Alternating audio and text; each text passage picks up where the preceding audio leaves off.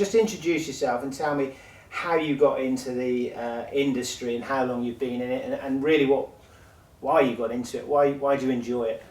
Well, my name's David Morrison. I've been working in spread betting, or the retail derivatives industry, since 1986. Before that, I left university in '83. I went and worked for a firm of chartered accountants as a trainee, because that's where the jobs were in those days. And it really wasn't my thing. And although I have to say thank you very much to them for putting up with me for so long, I realised that really wasn't what I wanted to do with my life. But while I was there, we went around and we did audits, and we audited banks, and I went to foreign exchange trading rooms, and I saw what was going on there, and that was really what got my interest going in city and trading in general. So that's where it started, really. But just describe your role in the industry as such. Well, my role in the industry has sort of changed over the years. When I first started, I first started working for a small commodity brokerage back in the mid-'80s, and then I was sort of looking around for other things, and I wrote off for an awful lot of companies, and a lot of people said, well, we'll keep you on file and whatever. And I didn't really take much notice of that. But the one company that did keep me on file and then got in touch with me some 6 or 8 months later was IG Index. And I went and had an interview with them, and I started working for them in September '86, which was just before Big Bang. And that's really how things kicked off for me. Since then, my history's kind of, it's been a long one. I've worked for a lot of the major spread betting and CFD and FX providers.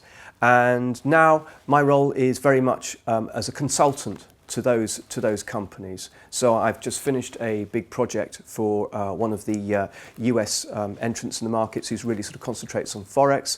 I'm now working with a couple of other companies, either providing market commentary on the one hand, but also looking at some rather interesting projects from the point of view of sort of trading tools that we can offer to retail companies. Personal highlights during that exposure to the market? Well, I suppose there's 2 ways of looking at that. There's the trading highlights, and then there's sort of the professional highlights. And I mean, the trading highlights, you have wins, and you can have spectacular wins, you can have spectacular losses. Put those to one side. I guess the professional highlights for me would be starting up a company called Financial Spreads, being a founder member of that, which was back in the late '90s. And up until that time, there'd only been 2 spread betting companies going. There was IG and there was City Index. And half a dozen of us decided that we could do things better than both. And so we started up Financial Spreads. We had backing from Sporting Index at that time, and really took the company from a standing start. I can't remember what we sold it for in the end, but it was very successful. And also it started paving the way for other entrants into the market. And now you've got a situation where, I don't know how many we've got, but I mean an awful lot of companies offering spread betting and CFDs in some form or other. What did you do before you got into spread betting? Okay. Well, before spread betting, I worked for 2 different small commodity brokers. So this was really my entrance into the futures market, leverage trading. And in those days, back in the mid-'80s, the main markets were potatoes and gold. What were you doing then on a day-to-day basis?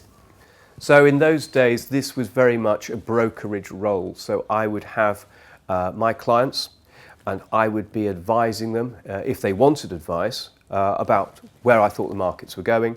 But often, really, it was more than anything. A lot of them had their own ideas about how they wanted to trade and what they wanted to do on a day-to-day basis. And so it's really just channeling orders for them. Keeping an eye on the price of potatoes. Exactly. So how do you think, how competitive is the industry today, spread betting industry today? Well, the spread betting industry has changed dramatically, and I mean the competition out there is really severe. We're looking at spreads that have been cut to the bone in a lot of cases. So I mean, you're going out there and there are going to be variations from company to company. But if you think about what spreads were like 20 years ago, 30 years ago to what they are today.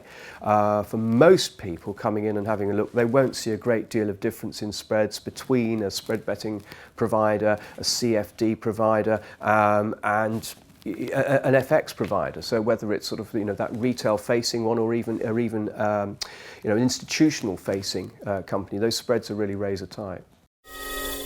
Obviously, there have been a number of changes that have come through in the industry over the years.